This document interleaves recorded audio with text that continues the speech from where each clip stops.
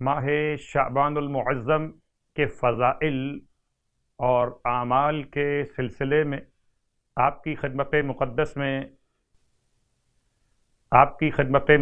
میں لفظ ماہ شعبان اور اس کا ترجمہ، یقیناً اس مبارک مہینے کے ایک سے زیادہ نام بیان کیے گئے۔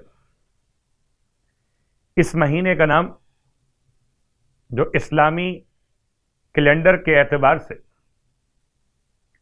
یعنی کہ 8واں مہینہ شمار کیا جاتا ہے سال کے مہینوں میں،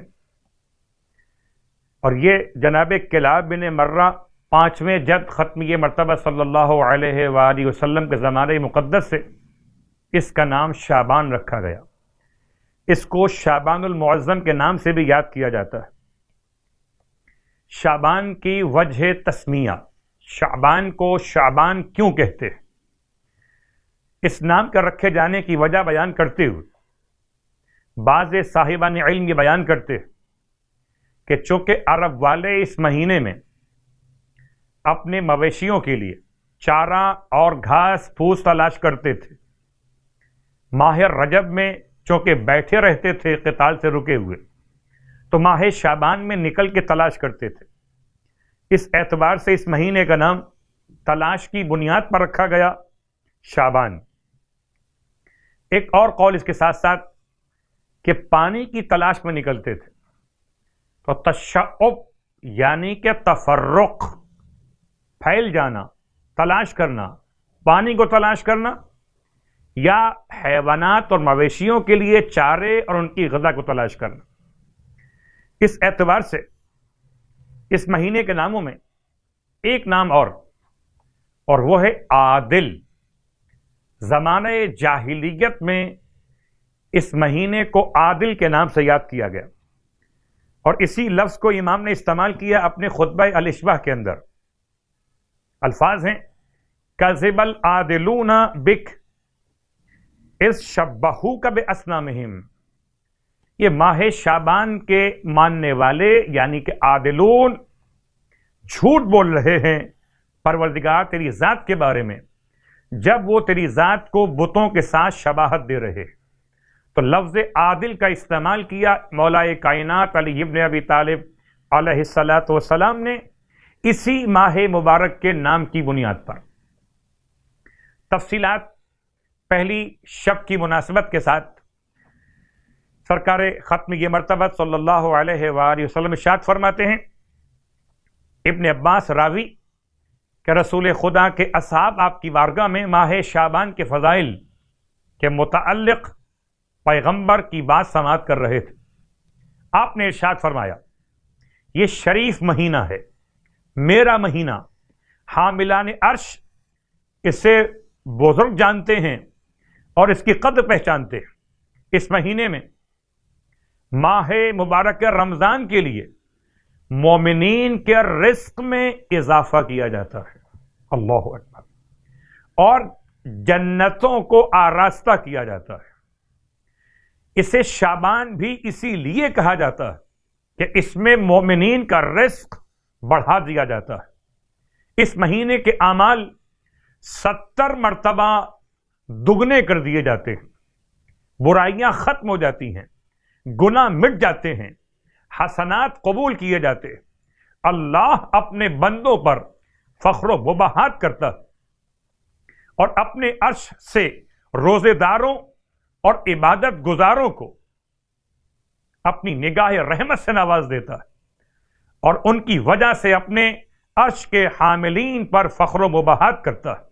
اس وقت جب آپ بیان کر رہے تھے مولا کائنات علی ابن ابی طالب علیہ السلام کھڑے ہو گئے، عرض کرتے، یا رسول اللہ، میرے ماں باپ آپ پر قربان جائیں، ماہ شعبان کے روزوں کے کچھ فضائل بیان فرمائیے تاکہ ہم اس ماہ کے روزے اور عبادت کی طرف زیادہ راغب ہو سکیں اور خدا تعالی کے لیے شب بیداری کریں۔ پس اللہ کے حبیب نے ارشاد فرمایا کہ جو شخص شعبان میں ایک روزہ رکھے گا، خداوند عالم اس کے لیے 70 نیکیاں لکھے گا، اور ہر نیکی 1 سال کی عبادت کے برابر ہوگی۔ اب آئیے نماز کا بیان۔ تو پہلی نماز شب اول کے اعتبار سے سرکار ختم یہ مرتبہ صلی اللہ علیہ وآلہ وسلم ارشاد فرماتے ہیں کہ اگر کوئی شخص پہلی شب ماہ شعبان میں 100 رکعت نماز پڑھے، یعنی کہ 2 رکعت کر کے 50 نمازیں پڑھے، نیت شب اول ماہ شعبان قربتاً الی اللہ، یہ اپنی نماز قضاء عمری، ہر رکعت میں الحمد کے بعد اگر مستحب نماز پڑھ رہا ہے تو ہر رکعت میں الحمد کے بعد 1 مرتبہ سورہ اخلاص تلاوت کرے، اور نماز تمام کرنے کے بعد سورہ الحمد کو 50 مرتبہ تلاوت کرے۔ بس پروردگار عالم ارشاد فرماتا ہے کہ وہ راستے برحق پر رہے گا۔ اگر میرا بندہ یہ نماز پڑھ لے اور ساتھ میں روزہ بھی رکھے تو خداوند عالم فرماتا ہے کہ اسے اہل آسمان اور زمین اور شیاطین اور بادشاہان تمام کے شر سے محفوظ کر دے گا۔ اللہ کے حبیب کے فرمان کے اعتبار سے کہ اس کے 70,000 گناہان کبیرہ معاف کر دیے جائیں گے، عذاب قبر سے دور ہو جائے گا، اور منکر نکیر تمام تر فرشتگان پروردگار کہ جو ویسے تو خوف کی علامت رہتے، اس مومن کے لیے خوف کی علامت نہ بنیں گے۔ اس حالت میں قبر سے باہر آئے گا کہ اس کا چہرہ 14ویں رات کے چاند کی طرح چمک رہا ہوگا، پل صراط کو ایسے عبور کرے گا جیسے بجلی کند جاتی ہے، اس کا نامہ اعمال اس کے دائیں ہاتھ میں دیا جائے گا۔ نماز 100 رکعت نماز، ہر رکعت میں الحمد کے بعد 1 مرتبہ سورہ اخلاص، اور نماز مکمل کرنے کے بعد 50 مرتبہ سورہ الحمد کی تلاوت۔ دوسری نماز شب اول کی، یہ نماز ہے 12 رکعت نماز، اللہ کے حبیب کی بارگاہ مقدس۔